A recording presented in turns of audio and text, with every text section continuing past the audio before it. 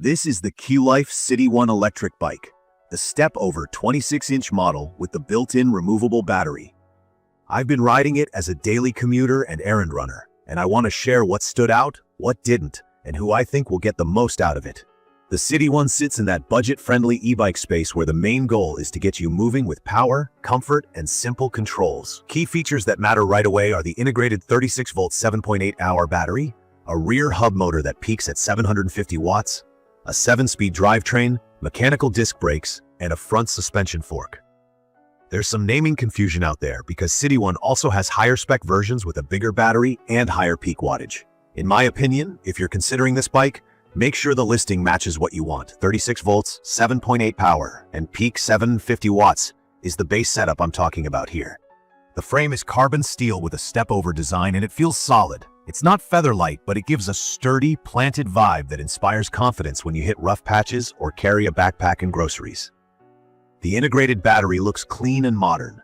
I like that it locks in place and pops out with a key for charging inside. The cement gray color has a low-key, commuter-friendly look that doesn't scream for attention, which I prefer when locking up outside. Ergonomics matter to me on longer rides. The adjustable seat makes it easy to dial in leg extension. The flat bar position is neutral and upright enough for city visibility. I'm 5'10", and the fit is comfortable for my posture. I've also had a taller friend try it and get a good fit after a quick seat tweak.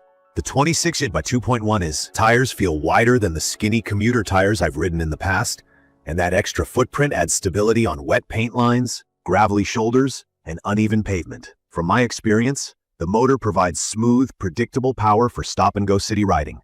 Off the line, it's responsive without being jerky.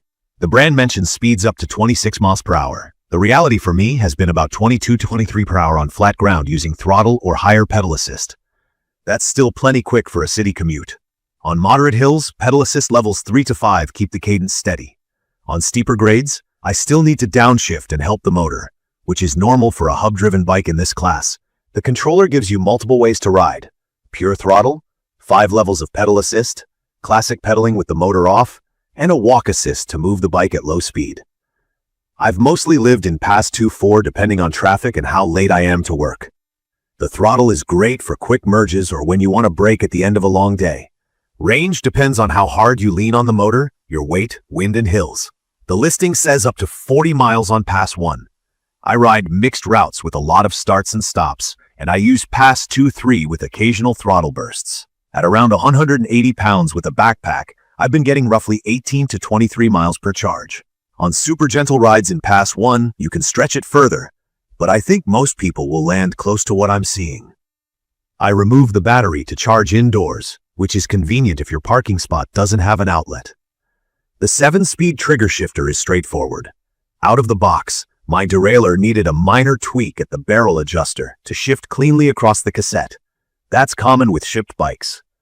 The mechanical disc brakes needed a short break-in period before they felt their best. Stopping power is solid for city speeds. They're not hydraulic, so don't expect one-finger braking, but they're reliable and easy to service. I also went around with a multi-tool after my first few rides to recheck bolts and alignments. It's a simple habit that keeps things tight and quiet. The front suspension takes the edge off potholes and curb cuts. It's not made for jumps or technical trails, but for day-to-day road cracks and rough patches, it helps a lot. The motor noise is a gentle whir that fades into the background. The included headlight is enough to be seen at dusk. On darker routes, I added a brighter light to see farther.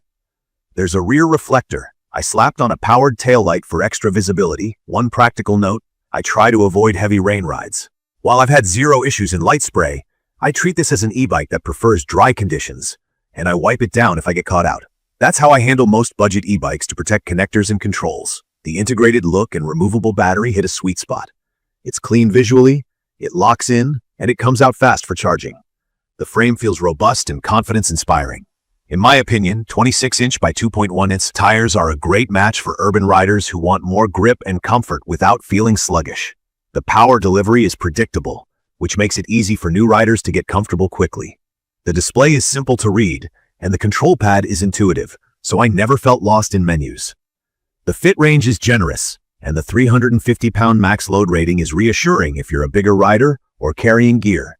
Assembly was painless. It arrived about 90% put together with tools, a charger, 2 keys, the headlight, and a manual. I took my time, trued the handlebar alignment, set the saddle height, adjusted the brakes, and was riding before my coffee got cold. That initial setup and a quick post-ride bolt check gave me a quiet, rattle-free ride. I've seen mixed comments online about quality control and support with some budget e-bikes, so I built a quick routine around this bike. Check fasteners, keep the chain clean, and avoid soaking conditions. Using that approach, mine has been dependable for daily commuting. It's perfect for riders who want straightforward controls, a comfortable stance, a realistic city range, and the convenience of a removable battery. I'd recommend this for commuters, students, and casual riders who want a dependable city companion at a reasonable price and don't mind basic maintenance.